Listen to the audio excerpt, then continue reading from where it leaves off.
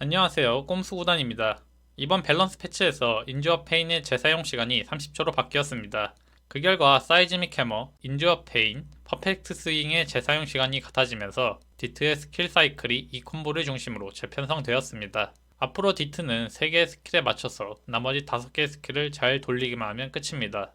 여기에 이 콤보를 쓰기 전에 3개의 코어를 채우기만 하면 되죠. 남은 5개의 스킬 중 한 자리는 당연히 헤비 크러쉬가 차지하고 해방기는 어스히터가 필수적으로 들어갑니다. 2개의 자리에 집속기가 들어가고 마지막 자리에 해방기가 들어가는데 분노의 망치는 풀스윙을 쓰고 중력의 수련은 어스웨이브를 사용합니다.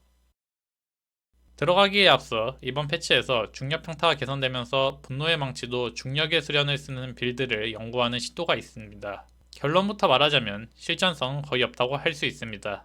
이번 패치에서 인주어 페인이 30초로 바뀌면서 스킬 순서가 간결해졌는데요. 그 결과 스킬 사이클이 예쁘게 바뀌어서 중력 수련을 킬 여유가 없어졌습니다. 스킬 사이클은 그 콤보를 사용하는 걸 우선하고 그 사이 3번의 해방기를 돌리고 다시 그 콤보가 가능해지는 시간에 맞춰서 3코어를 준비하고 이를 반복하면 됩니다. 구체적으로 그 콤보 3코어, 풀스윙, 3코어, 어스히터, 3코어, 풀스윙, 3코어 그 콤보를 계속 반복하면 됩니다.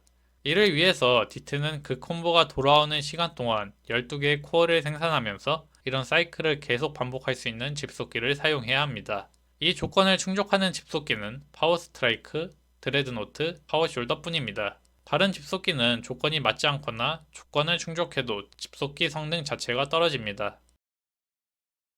첫 번째 조합은 파워 스트라이크, 드레드노트입니다. 둘 다 카운터 스킬이고 기본 쿨타임이 10초밖에 되지 않습니다. 이 조합의 장점은 모든 레이드에서 좋다는 점입니다. 카운터가 2개라서 현 메타에도 아주 적합합니다. 코어 생산력이 8군이고 파워 스트라이크 덕분에 헤비 크러쉬와 함께 시너지가 2개가 되어서 시너지가 비는 일이 없습니다. 유일한 단점은 이동기가 부실해서 위기 상황에서 위험할 수 있다는 정도지만 카멘 말고는 대부분 버틸 수 있고 카멘도 사과는 카운터가 중요해서 여전히 1티어 조합이라고 할 수 있습니다. 두 번째 조합은 파워 숄더 드레드입니다. 과거 이 조합은 드레드 트포에 시너지를 넣어야 해서 피격 면역을 쓸 수 없어 드레드 트포의 장점인 생존력이 줄고 카운터를 시너지로 써야 하는 딜레마까지 있어서 상당히 별로였는데요. 이제 헤비 크러쉬가 시너지를 대신하는 덕분에 드레드를 시너지로 쓰지 않고 피격 면역을 넣어서 편안하게 쓸 수 있습니다. 게다가 파워 숄더를 통해 기동성도 좋아져서 이제는 1티어 조합이라고 할 수 있습니다. 다시 말씀드리지만 중력 수련의 경우 풀스윙 대신 어스웨이브를 씁니다.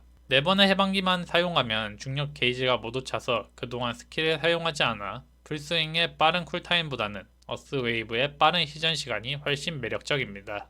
사이클의 경우 그 콤보를 쓰는 건 동일하지만 4개의 해방기를 빠르게 돌려서 중력 상태로 빠르게 돌입하는 게 핵심입니다. 이를 위해서 집속기는 4개의 해방기를 위한 12개의 코어를 빠르게 모을 수 있어야 합니다. 이때 중력 상태에 돌입하면 스킬을 쓰지 않아서 재사용 시간의 압박이 줄어서 다양한 집속기를 쓸 수 있을 것으로 보였지만 카운터는 1개 이상 써야 하고 시전 시간이 짧으면서 쿨타임도 짧은 집속기를 찾다 보니 사용 가능한 집속기가 파워 스트라이크, 드레드노트, 파워 숄더, 그리고 그라비티 포스밖에 없습니다.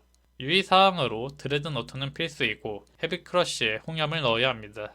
여기서도 파스 드레드 조합은 매우 무난합니다. 2개의 카운터뿐만 아니라 중력 상태에서도 카운터가 가능해서 홍염까지 맞춰주면 카운터를 거의 상시로 대처할 수 있습니다.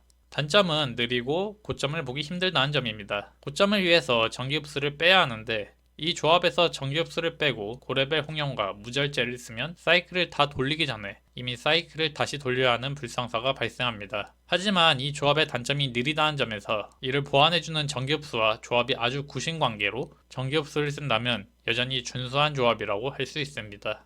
파워숄더 드레드 조합이 고점 기준으로 1티어에 올랐습니다. 파워숄더를 제외한 대부분 상황에서 피격 면역이 가능하고 파워숄더는 큰 위험에서 벗어나게 합니다. 무엇보다 전기흡수 없이 10렙 홍염과 무절제를 써도 사이클이 돌아오기 전에 이전 사이클을 다 돌릴 수 있어서 고점이 아주 높습니다. 단점은 카운터가 비는 시간이 생기고 사이클을 빠르게 돌리는 중력 수련의 특성상 파워숄더를 코어 수급으로 써야 한다는 점입니다. 그러다 보니 파워숄더의 장점을 살리기 쉽지 않고 설상가상으로 카운터 공백을 최소화하려면 코어 수급을 파워숄더에 더욱 의존해야 하는 문제가 있습니다. 고점은 높지만 운용 난도가 높은 조합이라고 할 수 있습니다.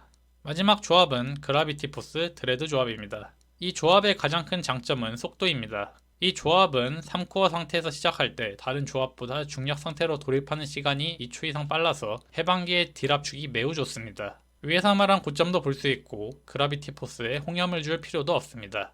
단점은 카운터가 비는 시간이 생기고 그라비티 포스의 특성상 스킬 순서가 경직되어서 한번 꼬이면 바로 복구하기 어렵습니다. 이 조합은 유틸은 줄여도 딜 압축이 목적이라서 딜찍에서 상당한 이점을 갖고 세팅을 바꿀 필요가 없어서 가성비와 실전성이 높은 예능 세팅이라고 정리할 수 있습니다. 결론적으로 이번 패치에서 헤비 크러쉬로 시너지가 옮겨지고 인듀어 페인이 30초로 바뀌어 다른 집속키의 자유도가 오를 것으로 기대했지만 여전히 집속키를 쉬지 않고 써야 해서 쓰던 것만 쓰는 상황은 변함없습니다. 다만 이 과정에서 파워숄더, 드레드 조합이 아주 좋아졌는데 파워숄더, 드레드의 약점이던 시너지 부담이 사라진 데다가 중력 수련의 경우 전기 흡수를 빼고 무절제를 쓰는 고레벨 홍염 디트, 즉 고점 중수가 딜 사이클을 완벽하게 굴리도록 돕는 유일한 조합으로 떠올랐습니다. 기존의 디스토리어는 특별한 스킬 사이클이 없었지만 지금 디스토리어에게 스킬 사이클은 필수가 되었고 체계적인 사이클을 통해 최상의 딜을 만드는 방향으로 바뀌었습니다. 영상이 마음에 드신다면 좋아요를 눌러주세요. 더 많은 디트를 보고 싶다면 구독을 눌러주세요. 그리고 하나만 기억하세요. 지금부터는 디트의 스킬 사이클입니다.